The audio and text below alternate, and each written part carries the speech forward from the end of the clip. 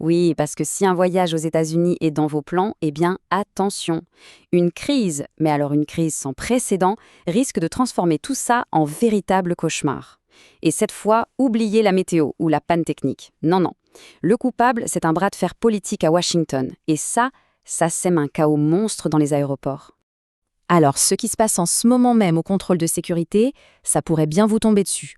On va décortiquer ça ensemble, histoire de bien comprendre d'où ça vient, comment ça marche et surtout, quelles sont les conséquences réelles pour le transport aérien. Ok, pour y voir clair, on va faire ça en 5 points. D'abord, on va remonter à la source, au blocage politique.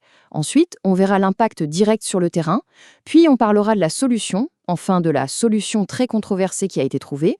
Après, on regardera les dégâts pour les compagnies aériennes. Et pour finir, on fera le point où en est-on aujourd'hui dans cette impasse. Allez, on attaque. Pour comprendre ce bazar dans les aéroports, le premier arrêt, c'est Washington. C'est là que tout a commencé, avec un blocage gouvernemental qui paralyse absolument tout le système.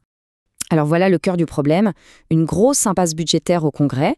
Depuis le 14 février, le département de la sécurité intérieure, le fameux DHS, est en shutdown partiel.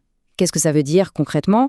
Eh bien, ça veut dire que l'Agence de sécurité des aéroports, la TSA, vous savez, la Transportation Security Administration, eh bien, elle n'a tout simplement plus un centime.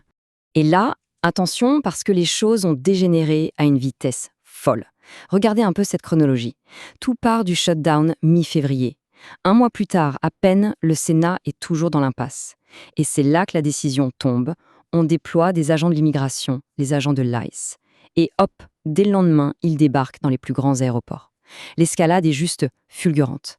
Maintenant, voyons un peu les conséquences très concrètes de ce blocage, surtout pour les gens qui sont en première ligne, ceux qui sont censés assurer notre sécurité tous les jours. Ce chiffre, il résume à lui seul toute la crise. 10%. C'est le taux d'absentéisme des agents de la TSA en ce moment. Pour mettre ça en perspective, d'habitude, ce taux est à moins de 2%. On parle donc d'un taux qui a été multiplié par 5. Et pourquoi? C'est simple et c'est terrible. Ces agents sont forcés de venir travailler sans être payés. Et derrière ce chiffre de 10%, il y a des drames humains. Le président de leur syndicat, Everett Kelly, le dit très bien. Ces gens sont sous une pression financière énorme. Pensez-y, certains n'ont même plus de quoi payer l'essence pour aller au travail. Au travail! Alors qu'ils ont une des fonctions les plus délicates et les plus essentielles qui soient, notre sécurité. Et pour les voyageurs, alors là, c'est le chaos.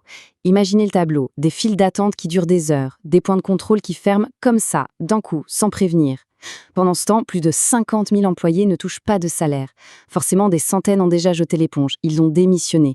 Ça crée une incertitude totale pour n'importe qui doit prendre l'avion.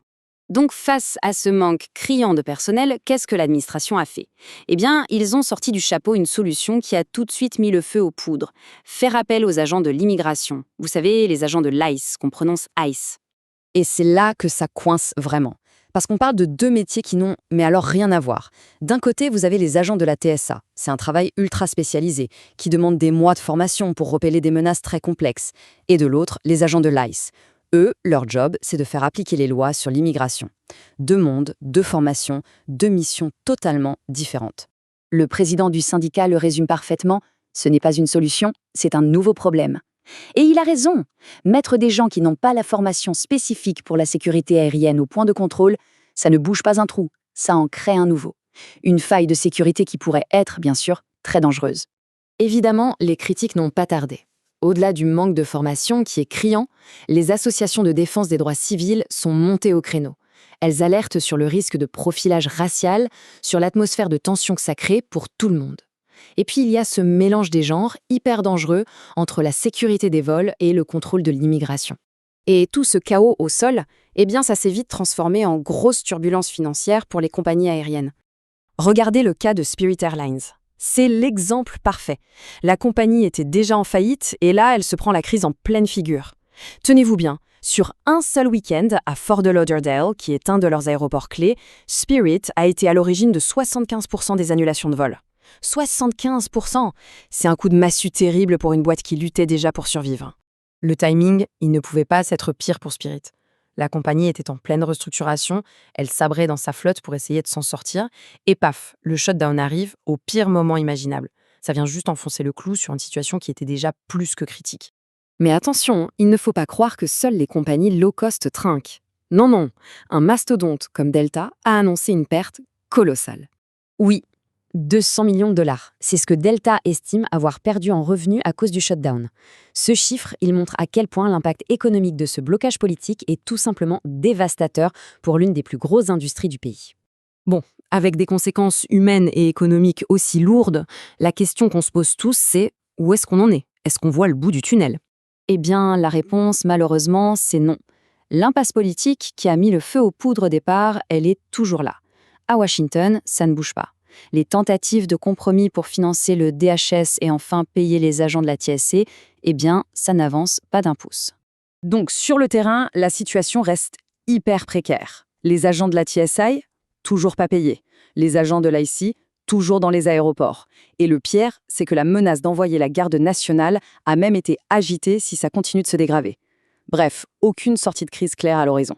Et tout ça, ça nous laisse avec une question de fond qui dépasse largement le simple cas des aéroports. Quand les batailles politiques en arrivent à paralyser les services publics les plus vitaux, qui, au bout du compte, paie vraiment la facture? Chers auditeurs, chères auditrices, mille merci à vous pour votre confiance. Vous venez chaque jour plus nombreux pour écouter le podcast de Ce que vous devez savoir. Nous vous donnons rendez-vous demain pour un nouveau numéro de Ce que vous devez savoir. En attendant, bonne journée sur French Boulevard.